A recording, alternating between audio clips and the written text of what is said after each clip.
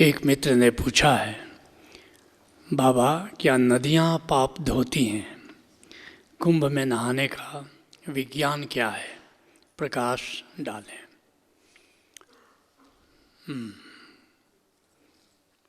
पहले समझो पाप क्या है और पुण्य क्या है। महर्षि वेद व्यास जब सारे वेद, सारे उपनिषद, सारी श्रुतियाँ, सारे पुराण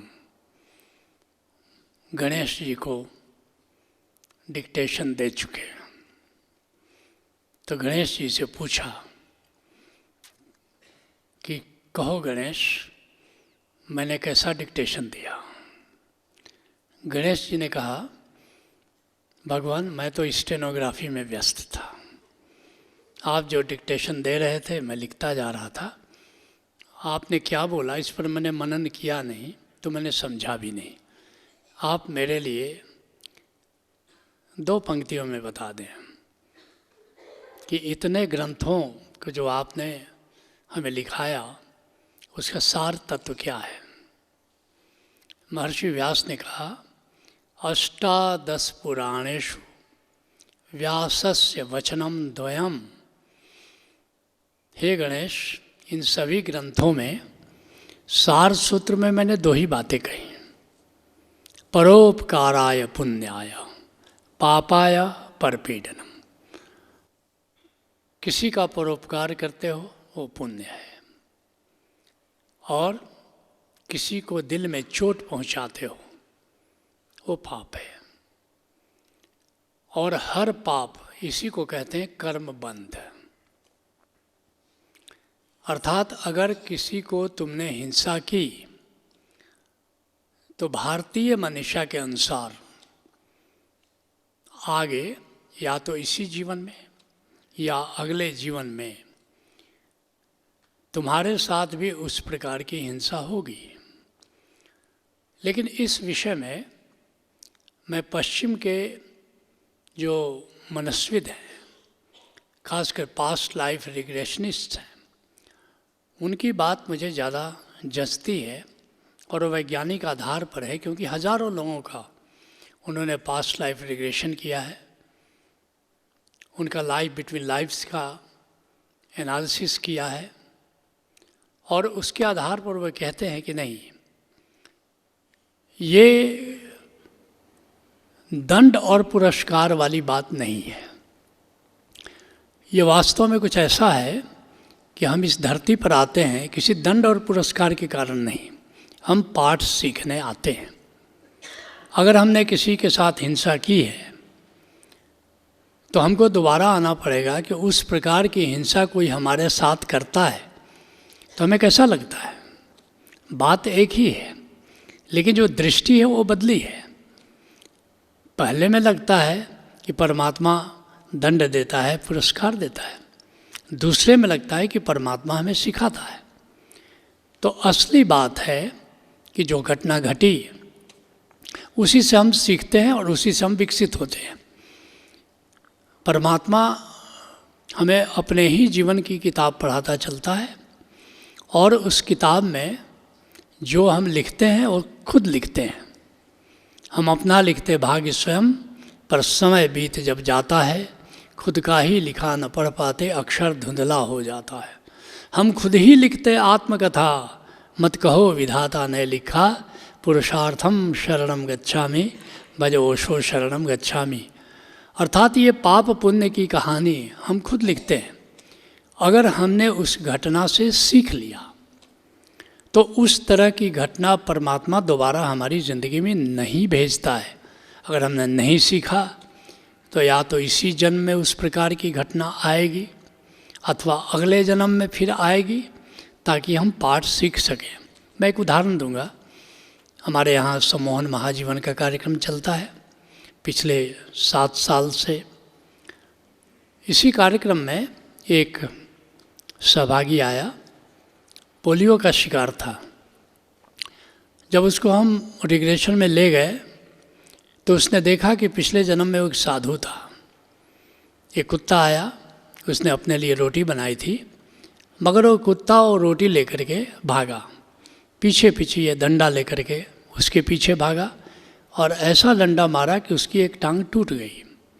जब हमने कहा कि अब देखो इस जन्म में जो तुम कष्ट भोग रहे हो इसका कारण क्या है, तो उसने स्पष्ट रूप से इस चीज़ को महसूस किया कि ये कुत्ते की टांग तोड़ी। अब कुत्ते की टांग टूट गई लेकिन मैंने महसूस नहीं किया उसके दुख को। तो अस्तित्व ने हमको पाठ सिखाया कि जब किसी की टांग नहीं रहती है तो देखो उसको क्या कष्ट होता है।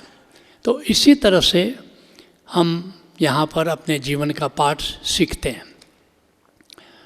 अब तुम कह रहे हो क्या इस तरह का कोई कर्म बंध बना है, कोई इस तरह का पाप हुआ है, तो क्या तीर्थों में स्नान करने से, कुंभ में स्नान करने से क्या हमारा वो पाप दूर होगा?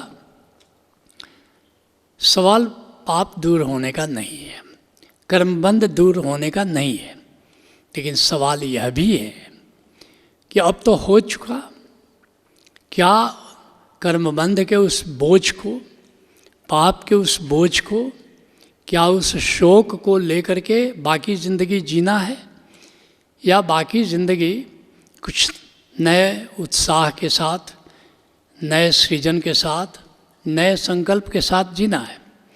इसके लिए सभी धर्मों ने ऐसी व्यवस्था की कि जो तुमने किया वो तो तुमको भोगना पड़ेगा।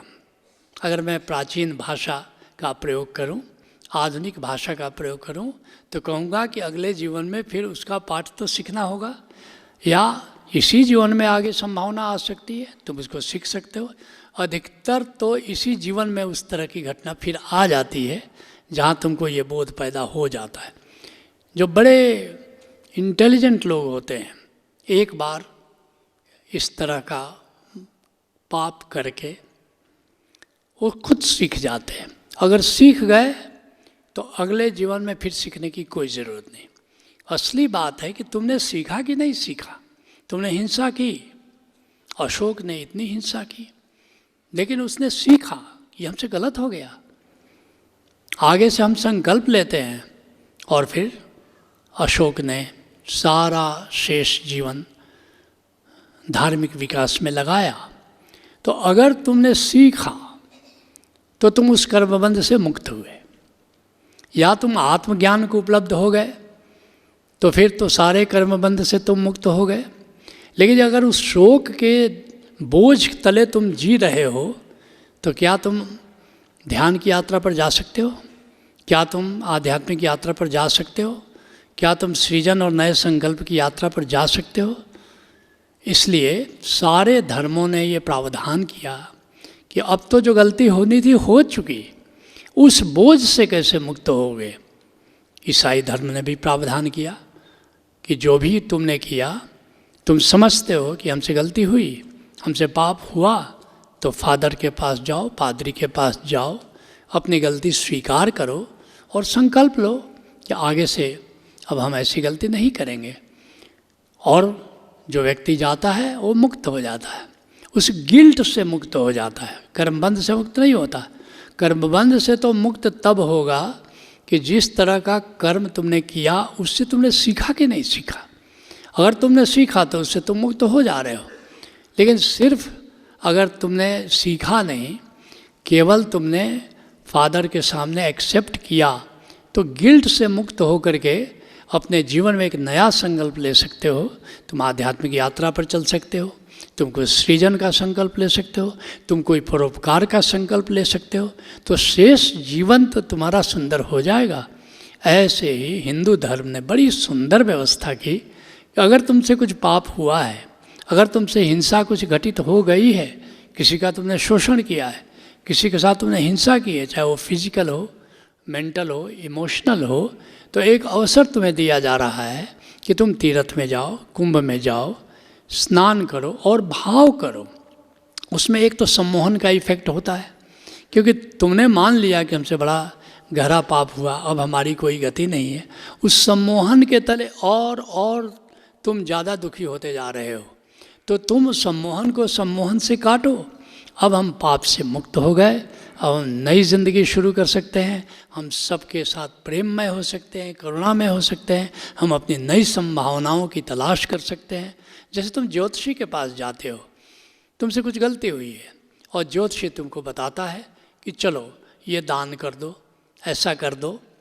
हमारे बहुत से ओशोधारा में ज्योतिषी हैं, जब शुरू शुरू में आए तो उन्होंने कहा कि बाबा हम तो जानते हैं कि इससे कुछ होता नहीं है, ऐसा तो नहीं कहीं हम धोखा दे रहे हैं लोगों को।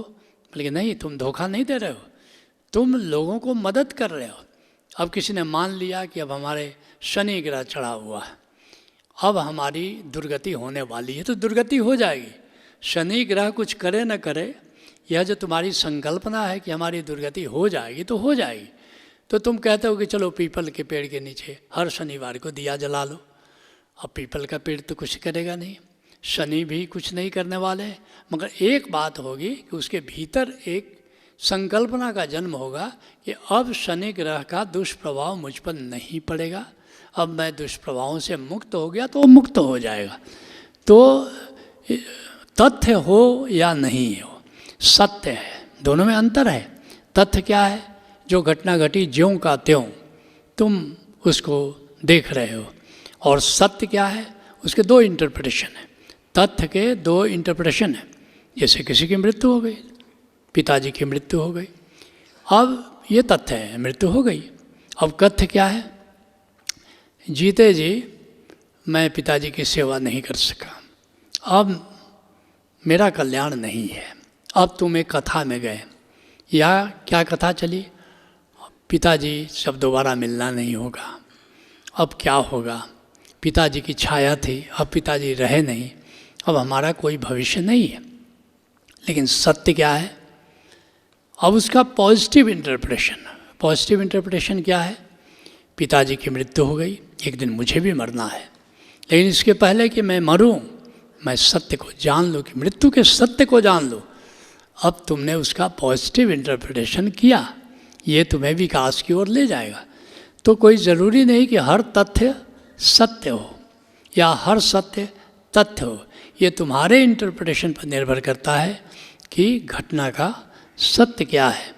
तो इसी तरह से ये जो स्नान है, तीर्थ स्नान है, उसके भी वास्तव में उसकी उपयोगिता है, उसके लाभ हैं, और हजारों साल से इसका लाभ लोग ले रहे हैं। इसलिए इसको कर्मकांड की तरफ केवल मत देखो, इसके पीछे बड़ा सुलझा हुआ मनोविज्ञान है। Let's acknowledge.